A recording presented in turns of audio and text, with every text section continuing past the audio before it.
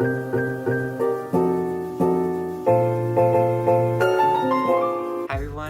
to my channel. I'm Nathan. Okay, so firstly, I want to say that I've been off YouTube for a while, and it's just I've had a lot of things going on, and I don't know if anybody really cares that I was gone, but I'm hoping to get back to it. But anyways, in today's video, I wanted to do sort of like, well, I remember this YouTuber I watch, Lee Cameron is her name. She doesn't post that much, but when she does, I always love it, and I always binge her old videos. But she had this thing called a thrift fix, where basically rather than thrifting stuff to flip, you take stuff that you already have and fix it, basically. But I know that I feel like a lot of other people have just like a big pile of clothes that they've been meaning to like mend for a while. So I thought that this would be a great time to stop procrastinating and get some of that stuff done. Okay, first on my list this is a pretty simple one, but I feel like it was a pretty good idea that I had. But basically, I thrifted these black pants, and I just kind of liked them because they were very comfortable, and I thought I could have like a fun mod, sort of like beatnik look with them, and like have a sweater with, you know, just these straight leg black pants. But anyways, they were too short, unfortunately. So what I did is I took out the hem, and I feel like this is a pretty well-known hack to just take out the hem and then iron it, and then it adds about like 1 to 2 inches. The problem is though, I didn't like the frayed, distressed look at the bottom. I think it looks good on jeans, but with these sort of like chino pants, it just looked kind of weird. So what I did is I went to the craft store, and I feel like they have this stuff at like every craft store, but it's just, I think it's called like bias tape, and I think it's like for quilting or stuff like that, to like put around the edge. But I decided to try to put it around the cuff of these pants, just like to finish them off. But basically I just opened up, and it sort of is like a V shape, and then the ends, I don't even know how to describe it, but I hope you can see what I mean. So basically what I did is I just put the cuff of the pants into that little part, into the center, you know, of the two pieces, so I could like sandwich it together. And then I kind of just stripped that all around the edge of the cuff. And then I pinned it as I was going. And then finally, once I had it all pinned around the cuff, I just took it to the sewing machine and then sewed it, just a regular stitch, with matching thread, of course. Of course, then I repeat on the other side, and I feel like this turned out pretty well. And yeah, I feel like it's something that a lot of people might not think of, because I honestly have never used bias tape, or however you pronounce it, before, but it worked pretty well. Okay, next up we have this colorful like Ralph Lauren sweater that I thrifted like a year ago, and I absolutely love it. I think it's absolutely gorgeous. But the problem is there was like a really tiny hole at the bottom, and honestly I had just been wearing it with the hole because it's very unnoticeable, but I did want to fix it because I didn't want it to get worse. And I've never patched a hole in a sweater before, so I didn't really know what to do, but I kind of just like made it up as I went. So what I did is I got a needle for like yarn. I don't know, my mom she crochets, so she just had one that I stole from her. And I took some yarn that was sort of just like, I thought, a good mixture of the sweater colors and like in that area specifically. Because I had a few options, but I decided on this one. And then I threaded the needle with that yarn. At first I tied the needle with, you know, the yarn so that it wouldn't come undone.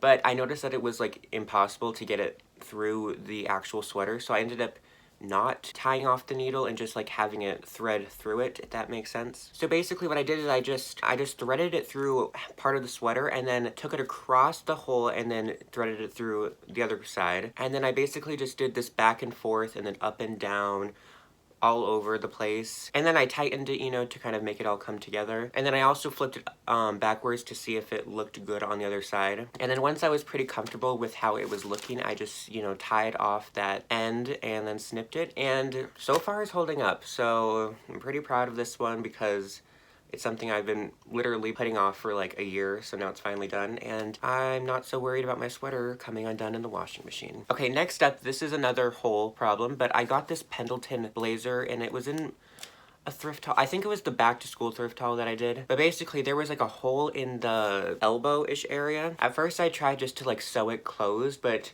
it was just too big of a hole, I guess, that it just didn't work. So then I tried to get like an iron-on patch thing and then iron it on the inside, and I don't know if it's because it's like 100% wool, but for some reason it would not iron onto the blazer. So finally what I decided is, because this particular hole was like right on the elbow, I thought I could use the elbow patches that you see like on a lot of blazers. So, you know, perfect. So at first I thought I was gonna have to make my own, but then I went to the thrift store and they happened to have a pair and they were only like 50 cents or a quarter. I don't honestly remember. Anyways, they were gray, which wouldn't have been my first choice, but I did think it worked with the blazer since the blazer has some gray in it. But I've never put these on before. So basically what I did is I just put on the blazer and then just took the little patch and sort of like held it up to my elbow, and then from there, you know, kind of testing to see where I liked it, I just pinned it onto the blazer. Just repeated this on the same side, and I kind of just used the one arm as a measurement for the other side. And then once I had these on, I just took it to my sewing machine and sewed it. And luckily these have like little holes, like pre-marked holes, which is good because it's like leather, so it's pretty thick. I do also recommend using like a thicker thread. Unfortunately, the only one that I had was like a navy. I didn't have a gray, but it works since the blazer is mostly like blue, you know. But basically I just sewed around the perimeter and then did the same on the other side, and it covered the hole and it made it stronger, hopefully. So another fix, I feel like, that worked out pretty well. I'm very happy with how it looks. Next up, we have this Adidas shirt that I got like in 7th grade or something. Like, I've had it for a very long time, but I really like the design of it. It's very like 70s, I feel like, or at least could be 70s, you know? But the problem is it is white, and white shirts are just a bad idea, I feel like. And it had some like pit stains and some like coffee stains, I think, on the bottom. Overall, she was just a mess. But I remember when I was looking at old like advertisements from the 70s, I saw these like old Adidas ones that were like the same shirt, and they had this yellow one that I really liked. At first I was actually debating on tie-dyeing it, like with multiple colors. I thought a yellow color would look really good with this. So I've dyed a bunch of things on this channel before, so I didn't really show how to do that, since you probably know, and you can watch another one of my videos. I'll link one here where I dye something. But basically, I just bought this, I think it was called Golden Yellow or something, dye. I didn't love the color at first. It was a little too, like, Sharpie neon highlighter yellow. So I had some leftover brown dye, and I actually mixed a little bit, just a little bit, in with this yellow stuff, just to kind of darken and add something to this color. And of course, once I was done with that, I threw it in the washing machine and followed the instructions on the dye. And I think it turned out really well. Like, honestly, before, it was just a shirt that was in my dresser that I just looked at and was like, ew. But now I feel like I actually would wear this and enjoy it. Also, finding like a good ringer tee is really difficult, so yeah, I'm happy about this. And now I don't have to worry about staining it because it's not white. Okay, and then the last thing I actually filmed for a TikTok. Self-plug right there. I haven't been uploading on there either, sorry.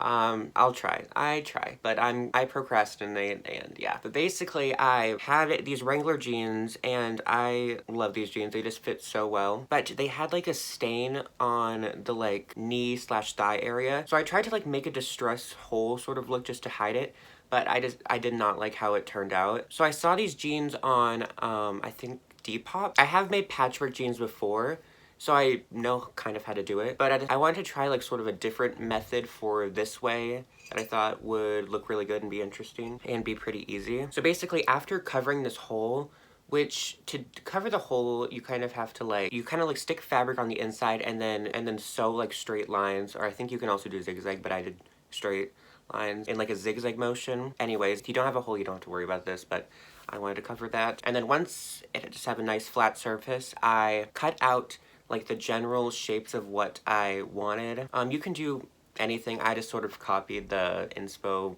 jeans. And then once you set it down and kind of have like like the size and area of what you want to cover, you just kind of like fold over the edges. You could also like maybe leave it frayed. I feel like that would kind of look cool, but I wanted it to just have a nice finished sort of look. So I folded down the edges and pinned it, and then sewed around the perimeter of that, and just repeated this with a bunch of different little pieces. And actually on the left knee, I kind of made this like, I like sewed 3 different strips together sort of just to add this different look than the other side, and followed basically the same steps as folding down the edges and sewing around the perimeter. I'm so happy with how these turned out because I felt like I kind of ruined like one of my favorite pairs of jeans by cutting the hole, but now I feel like they're really fun and they're not like too out there where I like feel unconfident wearing them. Like honestly, I think they look really good.